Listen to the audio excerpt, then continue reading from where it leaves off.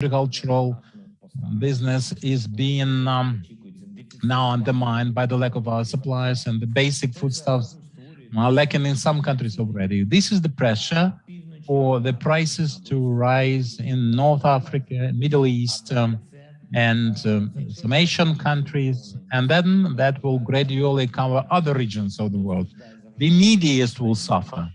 The people with the lowest income and the middle class, because the political repercussions of that can be dangerous, and that's what I'm saying, and that's what they are they call a political chaos, the foodstuffs deficit, the food security. So the audience, the Russian war against our country, that looked like a bilateral affair. For some people, they would smile at that and say that that was kind of incursion, a kind of special military operation in Russian terms. Now the picture is seen differently, in a more serious fashion, but this is the 72nd day of the full-fledged war, and we can see no end of it yet. And we cannot feel any willingness of the Russian side to end it. And we cannot have satisfactory answers to the challenges presented by Russia. Starting from the 24th of February, there haven't been any single day when we wouldn't have any negotiations with our team to get the necessary military equipment and to accommodate the sanctions against Russia, to arrange for the necessary cooperation, to document and investigate all the war crimes. We haven't seen a single day without some siege of Mariupol by the Russian force, one of the examples, mind you. And every day we would try to look for some diplomatic solutions for saving people and arranging for the humanitarian corridors to accomplish that. We are in contact with all the influential parties there. We are already preparing the big plan of reconstruction for Ukraine, because we are absolutely certain that we will defend our independence and regain that territory, and we believe in power of the world. This is not believing in miracles, working miracles for that matter. From reason, pure reason, we can say that the response of the world to such an aggression should be instantaneous. And in fact, it takes months for us to discuss the same things over and over again.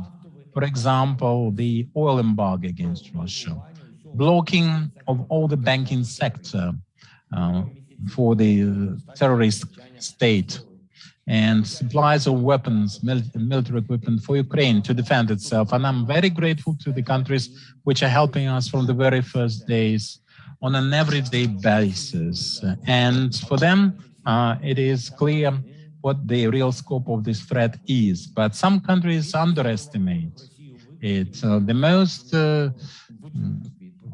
the most part, the challenges posed by Russia have not yet received adequate responses. We have to continuously look for the new toolkit, the new determination to stop not just Russia, but any potential aggressor. Russia is the aggressor, and Ukraine suggested United 24, the U-24 arrangement to update the global security system for us to be able to prevent, or at least to respond within 24 hours to any kind of aggression, or within 24 hours to provide any kind of assistance for the victim of that aggression and to restore peace, or any kind of man-made or natural catastrophe to get a response in this way, so that the community would provide for the country in question all the necessary assistance to save people. And thanks to such a global system of response, we can guarantee that it will never happen again when millions of people are under threat of physical destruction or forced deportation or starvation. any kind of destruction. So these are the issues that should be now met with answers from politicians, from experts, from the societies in question. And I would like to put some questions to you now. What can be done for the responsibility for war crimes to come not in decades, but to be almost immediate, like with the usual criminal investigation and adjudication? And what kind of sanctions can be convincing enough for Russia and any kind of aggressor to prove to them that they have to respect the international law? What global solutions do we need to control the weapons of mass destructions and to prevent any kind of attempt to use it and blackmailing with it? And so that no aggressor can even mention such an option. And what kind of sanctions should we impose in response to the blackmailing with nuclear weapons or chemical weapons for that matter? What can convince the politicians of the world to make those issues practical, not just discussable? And I suppose you will offer some opinions, contribute some answers to my questions.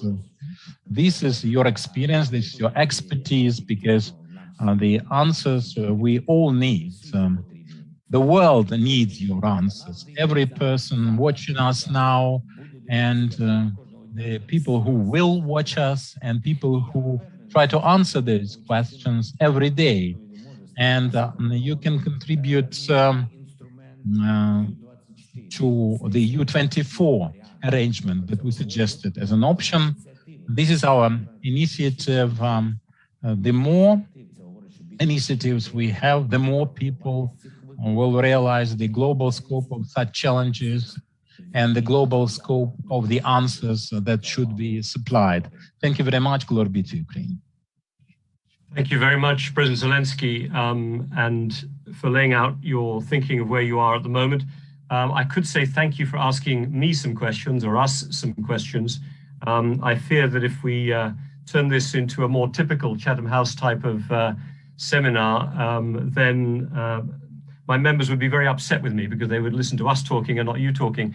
And perhaps what we can do is, with my colleagues, is actually write you a little note after this with some very specific answers. I will simply say three very quick things. How do you avoid nuclear blackmail? You don't accept it. And I think this is some of the language that we're hearing from NATO leaders in particular right now, is not to accept the threat. How do you make sure that this kind of aggression is not treated with impunity? I think you need to look at this as a war of aggression, not simply the conduct of human rights, appalling abuses and war crimes. Without the war itself, you wouldn't have the war crime. And Chatham House has hosted a number of meetings about the concept of this being a war of aggression and how that could be then punished in court. But I think, sadly, quick justice in international law is extremely rare. So in any case, I'm not going to say any more and use up time, but you ask extremely pertinent questions, and I think you deserve answers. We'll provide some additional ones to you, if I could say, later on.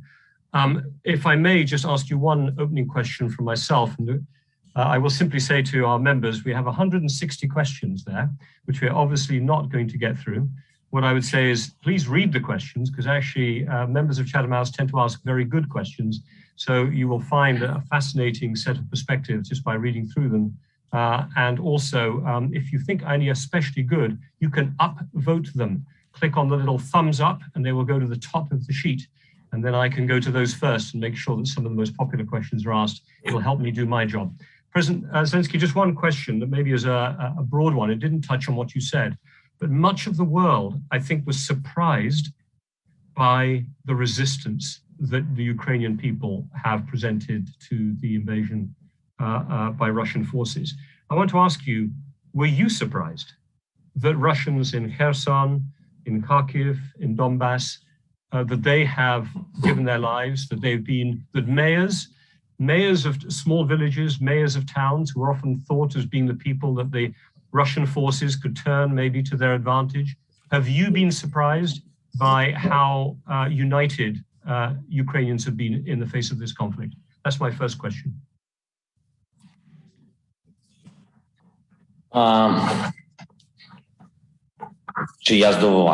Was I surprised?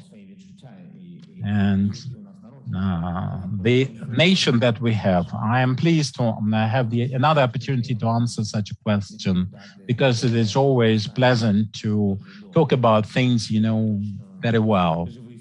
And I am a living witness of how our people responded to that aggression from Russia.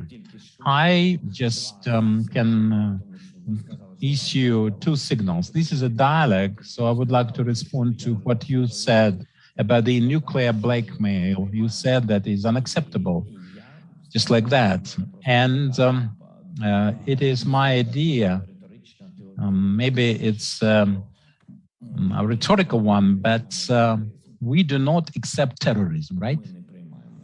Nobody in this audience accepts terrorism, and we do not talk to terrorists, right? Any kind of terrorist, but nevertheless, they exist. They do exist as a phenomenon, and they act and they live on. So I'm not criticizing your points. I would like to share my opinion from my experience and from what is happening in Ukraine, what is happening to Ukraine. And people are all concerned here because the nuclear weapon is being wielded by some power. We do not accept this, but can this lack of acceptance stop the blackmail? I'm not sure. But speaking of war crimes, why I put that question, I fully agree with you, Robin, that this is a long way when it comes to the international law and adjudication, but the ideology, the philosophy of responsibility or liability in such crimes doesn't work. This is my impression, and as a citizen, I offer it. We are a collective witness of war crimes. I witness war crimes in our country. And MH17, do you remember that flight? 8 years have elapsed. But what happened? What's the result? Is there any relief for the people who lost their loved ones? No, that side, they hate all the world. Any kind of adjudication they despise and resent, and they hate. I've seen those people, they hate life as such. And every time, every year, they hate more and more. So their crimes become more and more horrible, and there is no end to this process.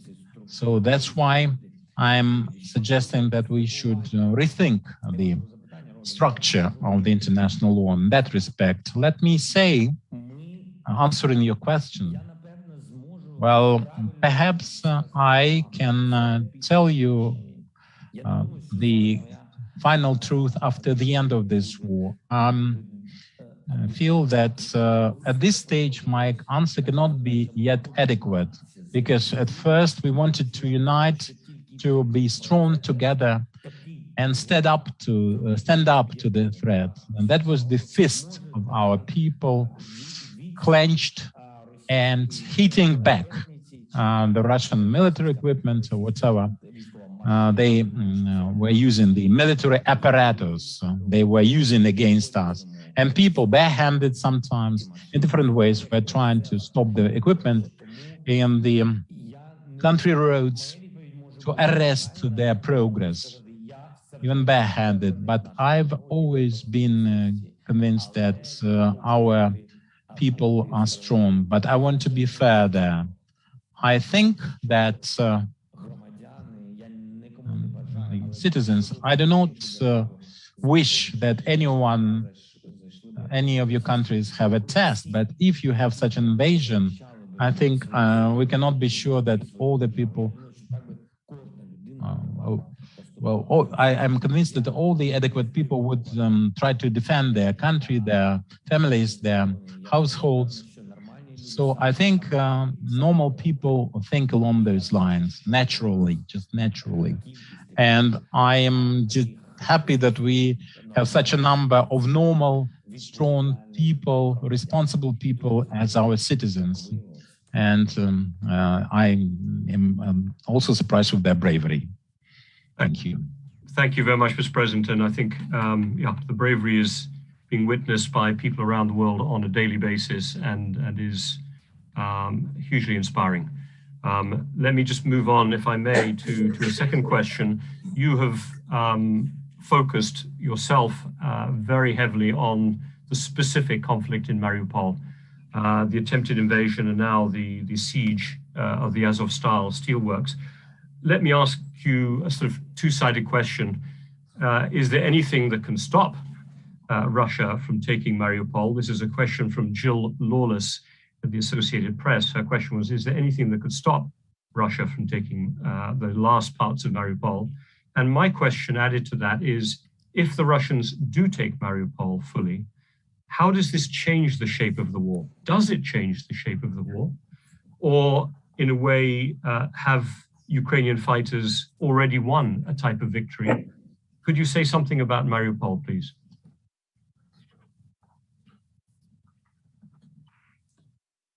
Я в кінці не зрозумів, може через переклад.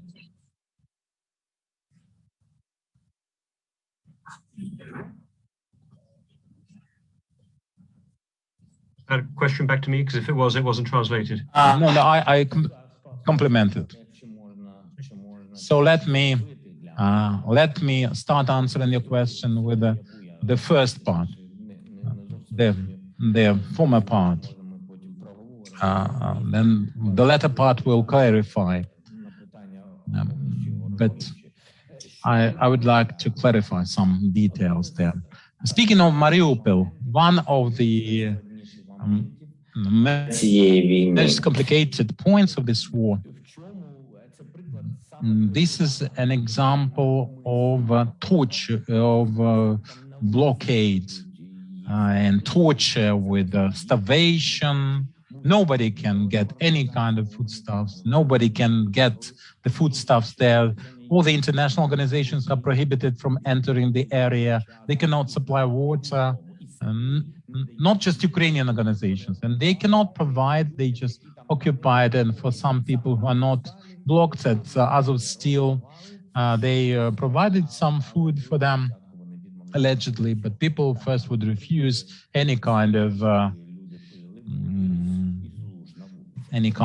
supply from the Russians, and people would drink from the pools.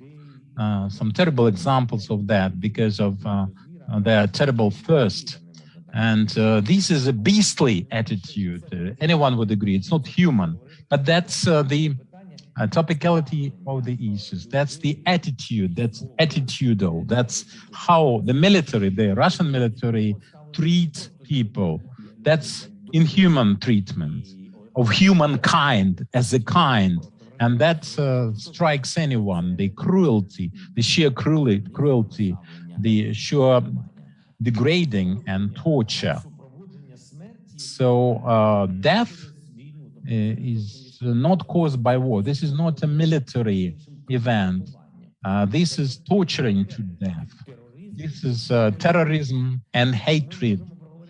And we can discuss it in more detail, why this is happening. You said 160 questions, and I was scared, quite frankly. So I'm now reluctant to give long answers to any kind of question. But let me discuss those people who are responsible for this inhuman and degrading treatment, the torture. It's not the military. The military, of course, will be made liable. There will be a tribunal, I believe, for the killing, for the death, for the torture. But why this cruelty? That's the information apparatus. They are responsible. They developed this hatred and heated it to such an extent before the full-fledged war was waged against Ukraine. It took years preceding the incursion. And now we have torture. So starting as a good neighbor with some common history and families which are mixed, Russian, Ukrainian, Ukrainian, Russian on both sides. So we had relations because we are neighbors geographically. So that ended up in torture. And the information apparatus, I think Goebbels is a child in comparison with the adults in the Kremlin. And this is the scariest thing.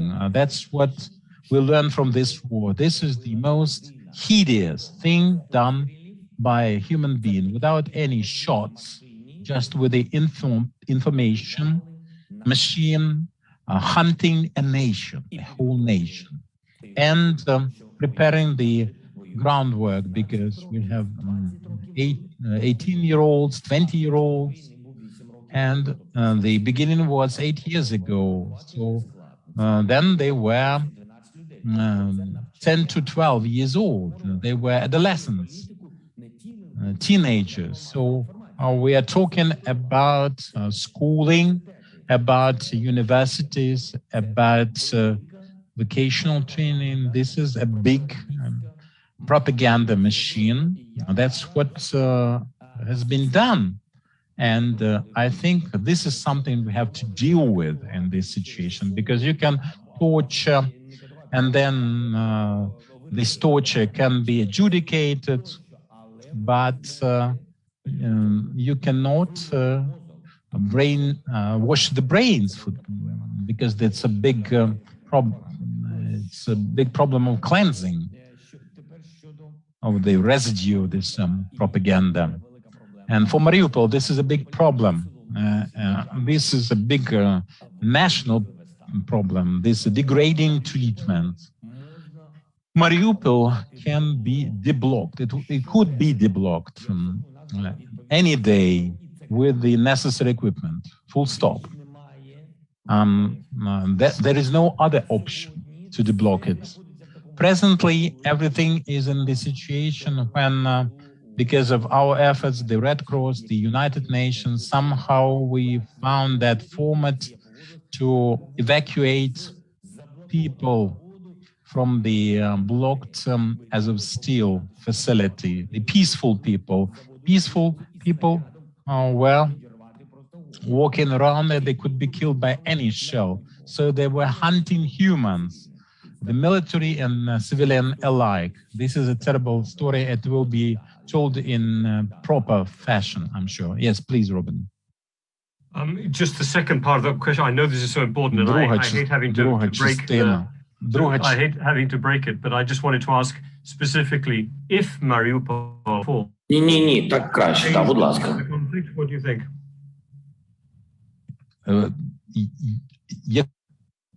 Can you repeat this question? Because yes, please. Sorry, if Mariupol falls, does this change the shape of the conflict? Does this potentially release, in your opinion, Russian forces to move north? Is it critical that you and those brave fighters hang on, or have you already thought what the consequences would be if it falls? Ви повинні знати. You should understand that Mariupol will never fall. I'm not talking about heroism or anything. The fighters, the army that we have, but there is nothing there to fall apart. It is already devastated. There is no place. There is no structure. It is all destroyed completely. And there is this little turf, this little structure, the Azovstal, the steel mill, or what remains of it. And people are being evacuated as much as we can. And I understand that Russia would like to have a parade for the Victory Day, the 9th of May, and so forth. This is a follow-up to this Infops and Psychops machine.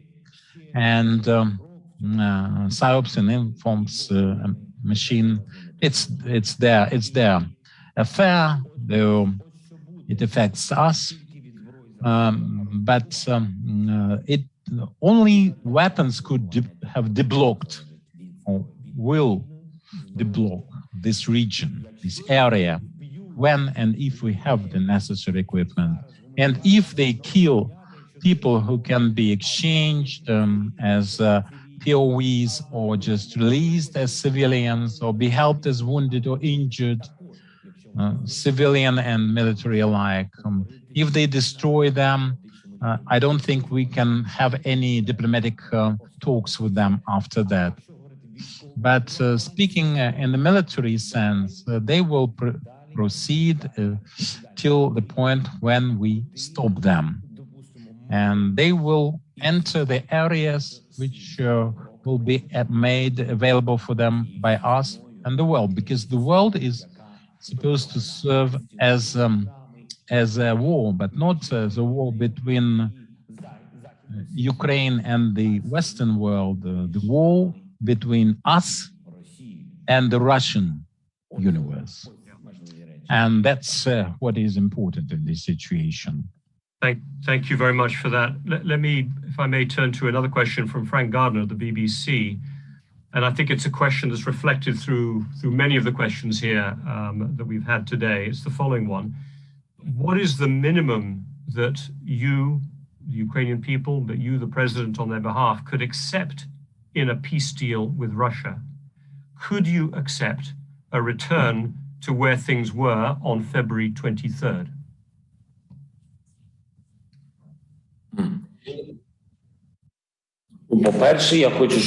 First of all, I would like us to understand that I was elected by the people of Ukraine as president of Ukraine, not as president of a mini Ukraine of some kind. And this is a very important point. And I would like us to realize we need some arrangements in terms of talks to stop the killing, so we can use diplomatic channels to regain also our territories. The minimum I would accept. I think the minimal step before we stop the war, it is there.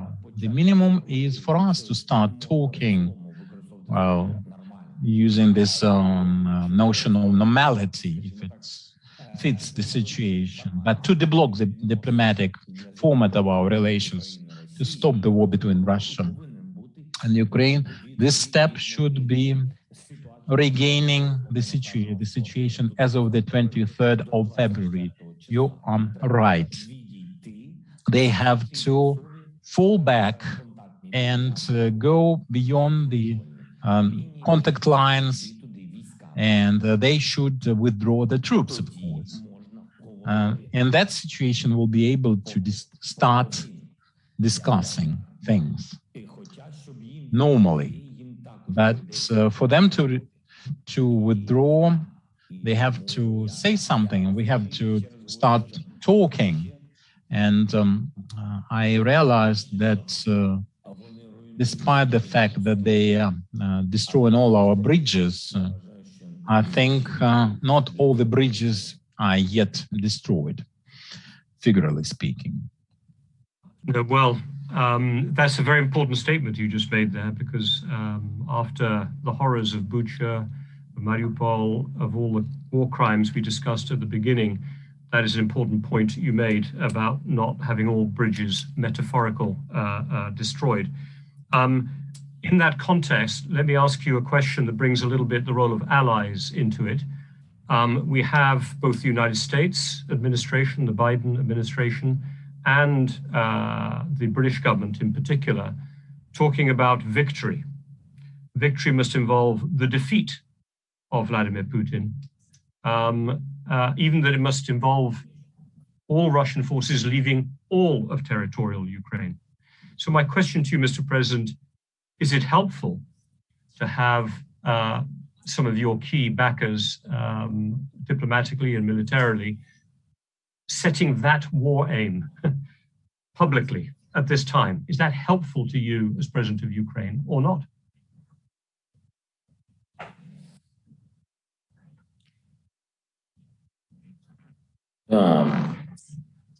Дуже складне питання. Well, it's a very complicated question. I am not afraid of such blunt statements. I think the more direct, the better. The easier for Ukraine and for the Ukrainian society and for the Russian society, for that matter, for them to understand that if we don't stop this, let's come back to the allegoric situation, then all the bridges will be burned. So we have to be open discussing that. If there is bilateral war, we cannot.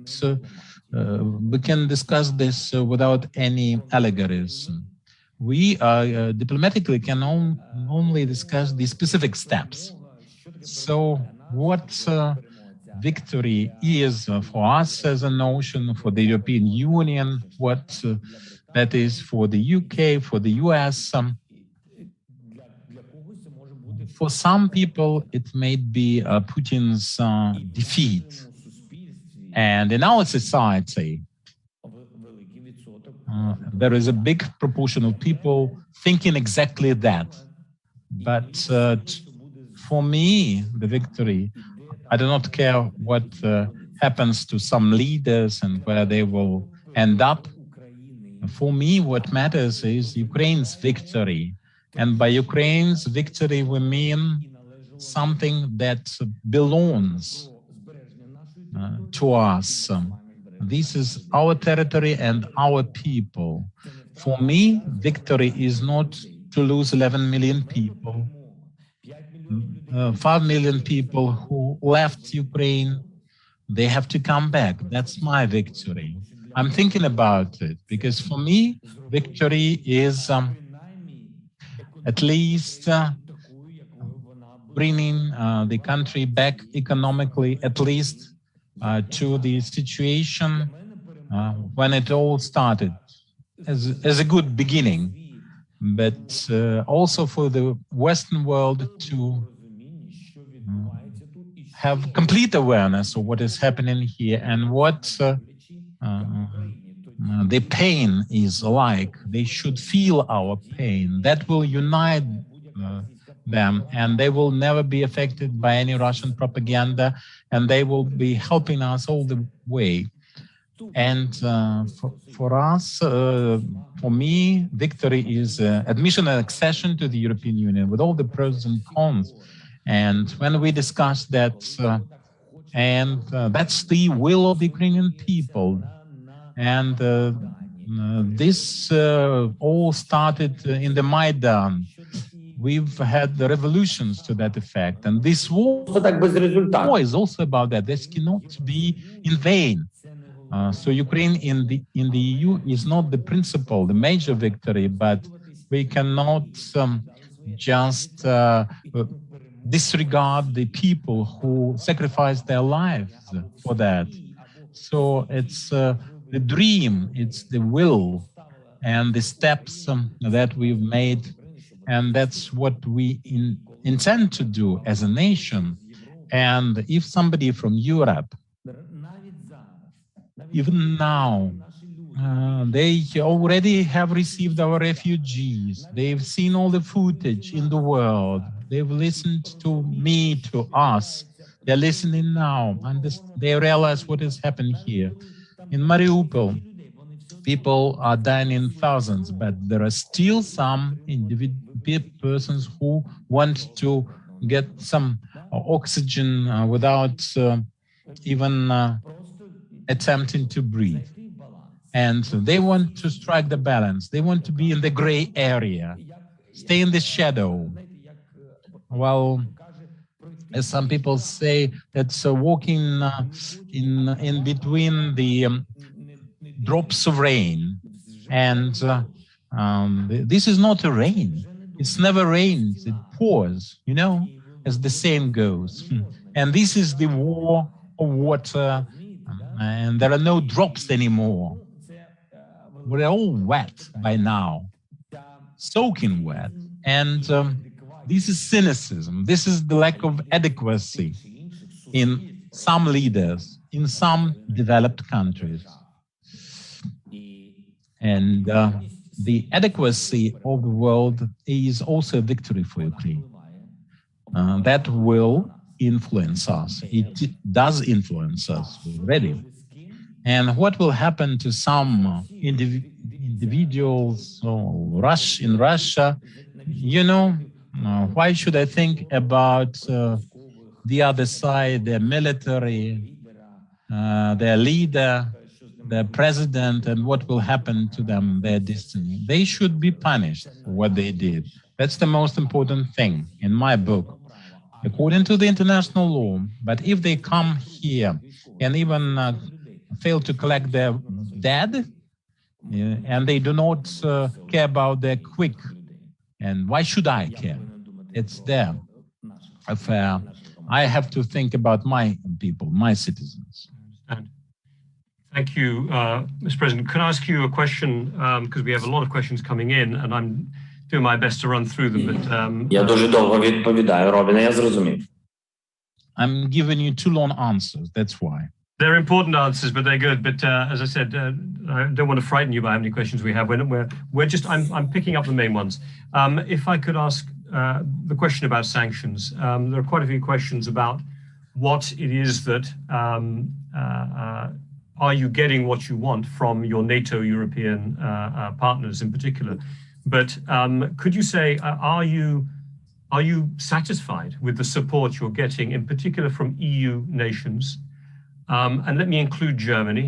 There is a very specific question that's right at the top of the list of the 230 questions. You'll be interested, maybe surprised to know that the question at the top of the 230 questions is what would you say to President Scholz, Chancellor Scholz, I should say, if you had the opportunity to meet with him? What would you discuss with Chancellor Scholz? And I think underneath that question is the whole issue of the kinds of sanctions, the energy sanctions they're imposing. What are you getting? What you expected? Are you happy with what you're getting?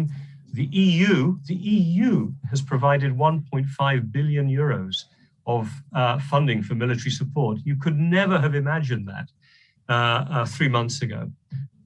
But I'm wondering whether it's enough from your perspective as President Zelensky. And obviously you chose not to let President Steinmeier, the president of Germany, or at least you're not interested in his visit, which makes it difficult, I think, for Chancellor Scholz to visit. But what would you ask from Chancellor Scholz? Could you just say something about where we are on your attitudes and your relationship with the EU and the sanctions they've been doing?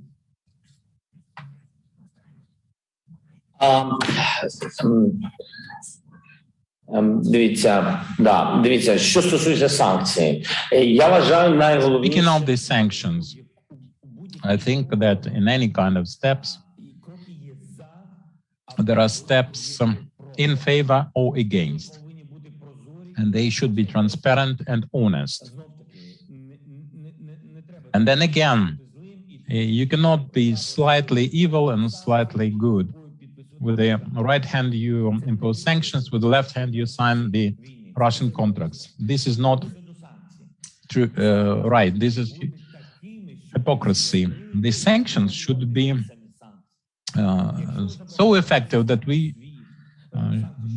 will never have to revisit that. Like SWIFT against the banking system, the cutoff. If you're against any financial deals, you have to cut them off, cut the banking system of the Russian Federation. Тут ми можемо, а це ми не можемо. Because we can do some things with some banks and cannot do that with some other banks. This country, but not that country. And what Germany will say, what Hungary will say, look, we have to look the truth straight in the eye. This is hypocrisy, and this is um, what I can say about the sanctions. In general, generally speaking, with the EU, the UK, the US, at last we have the sanction policy, a sanction policy. It used to be erroneous and there was no preventive set of sanctions. Nobody took heed of our pledges. But now we would not have had this situation had we sanctioned them in advance. And the sanctions would have been effective by now. So I think that was a mistake. We are very grateful to the community for the sanctions that we have now.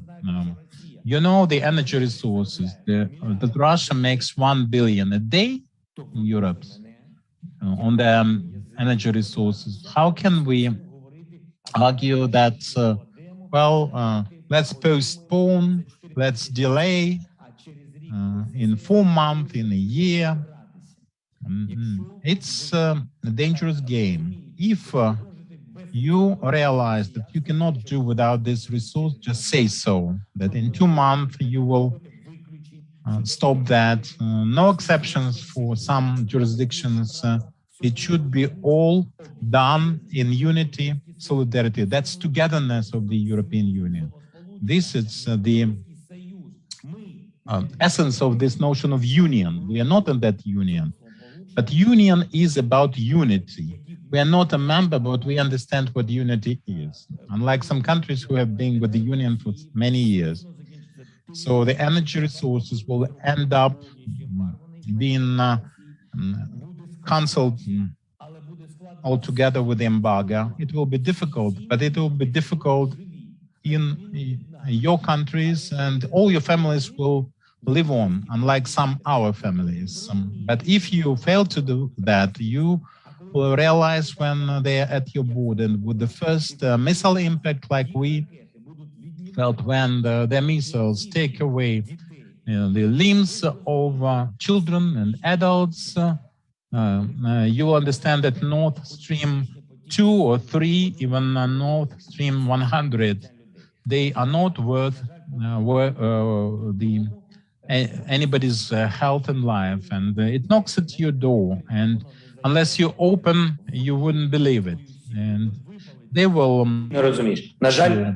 family aside and burn your household. That's the situation that we are facing here. For Europe even, speaking of Russia, everything they are arguing about, they do partially or completely. All the threats they make come true. If they say that we'll be back to Berlin, to Germany, that's their dream. If the EU is undermined and Ukraine falls, God forbid, they will come in generation and years, but they will come back to you, and they will make all their words come true.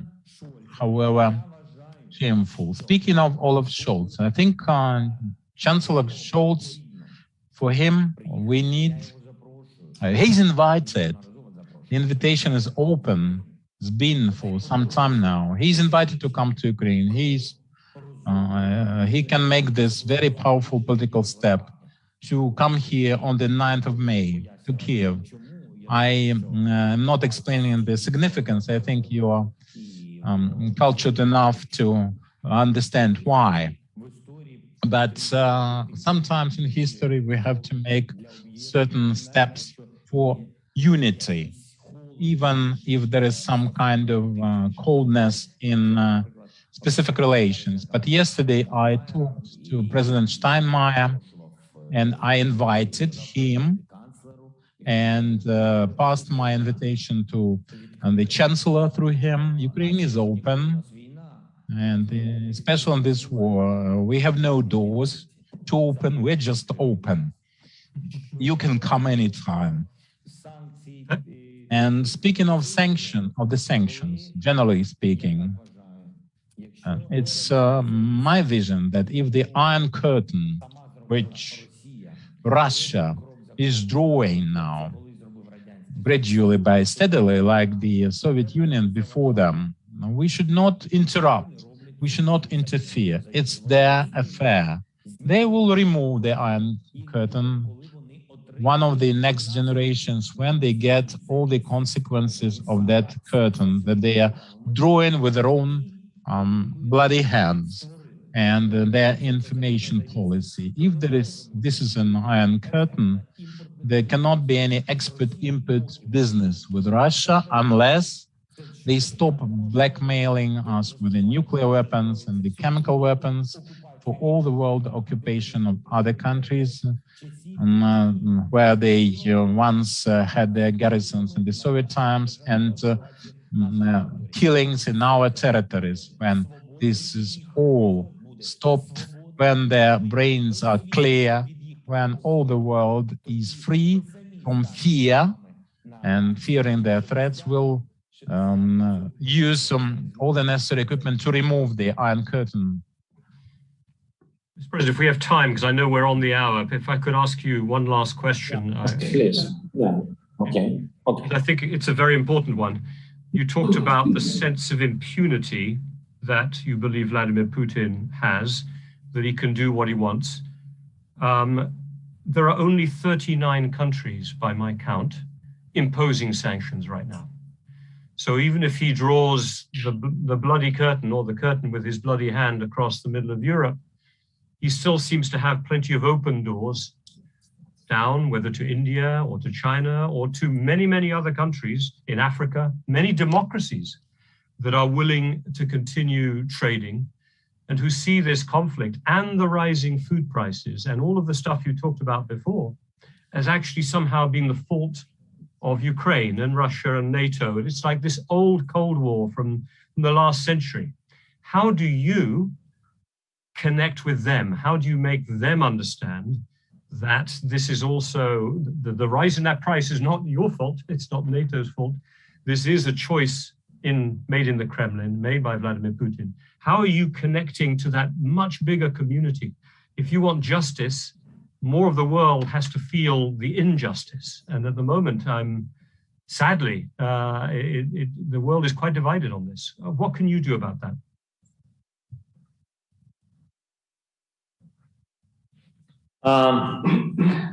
Well, for the world to hear, we have to keep talking to them and providing them, supplying them with examples, with the evidence, because Europe and the Western world is united around Ukraine. Not all the world, mind you. And we admit that, and we are quite outspoken with you, with the journalists and all the media platforms and the venues. We have enough publicity now to be heard, for the voice of Ukraine to be audible for the world.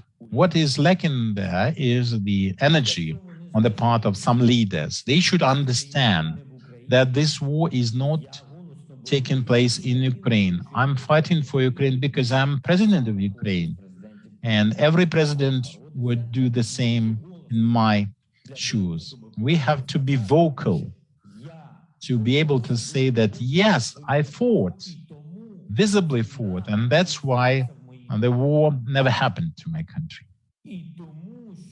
Because I was making efforts, and now we are dying with Ukrainians there, on their battlefield, and every leader should realize that.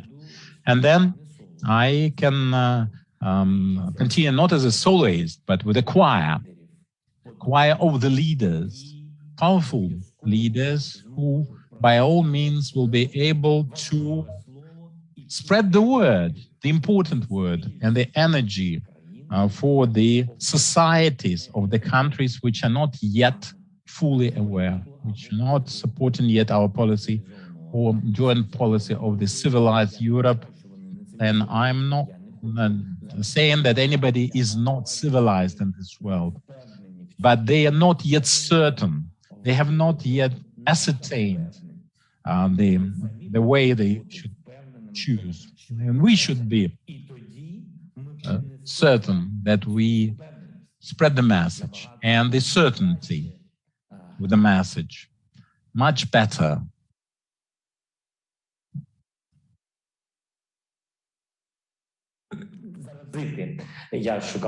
Sorry, I was looking for a word. Contaminate. We have to engage them, perhaps is a better word. And this is more contagious than COVID-19. The spirit that we have. And we have to invest all our efforts, and we have to be exhausted with effort. And every morning we have to wake up and ask ourselves, what have I done for Ukraine? Because this is the question for a leader, for a true leader, to ask oneself. It's about Ukraine, but it is essentially about your own country. And like the common people who just come to take to the streets with our banners, with our colors flying, this will be our joint victory. Not over Putin, mind you, but over this terror and terrorism that is spread. And himself and the military, the troops that they have, this is just the facade of this big war waged against humanity. So this is about uniting humankind around this idea. Because I realized that the press, for example, and the media, as we call them now, they cannot talk every day about Ukraine. After a month, they think about some other hooks, and they need the views, they have to maintain the circulation, or whatever the measurement is for their popularity. But the topic can gradually leave the stage and makes it exit. But this is a big mistake. That's the big mistake. They should realize that on an everyday basis, it should be on the front pages. What is happening in their states? They should also discuss things happening in Ukraine, because in Ukraine we have this war, and this war is our joint effort and joint victory, because that's what we share. In fact, that's my opinion.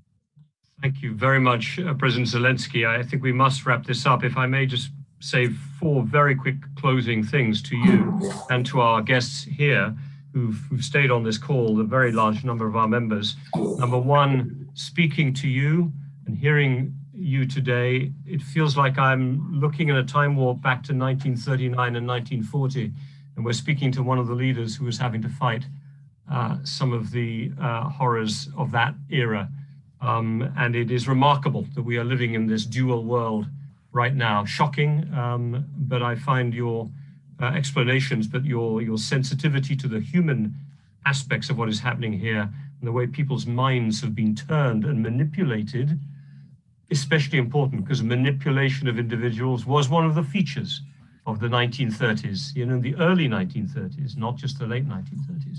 So I thought that was very important. That's number 1. Number 2, we had one of our members asked the question, what can individuals do beyond giving money? What can individuals do, not governments? You haven't got time to answer that question, but I would simply say that being informed, making sure that the stakes are shared amongst our communities and spread beyond the 1,500 people or so on this call to so many others, and especially to the people outside the 39 countries, that is going to be incredibly important. Because at the moment, not enough of the world understands the stakes. It is a northern conflict.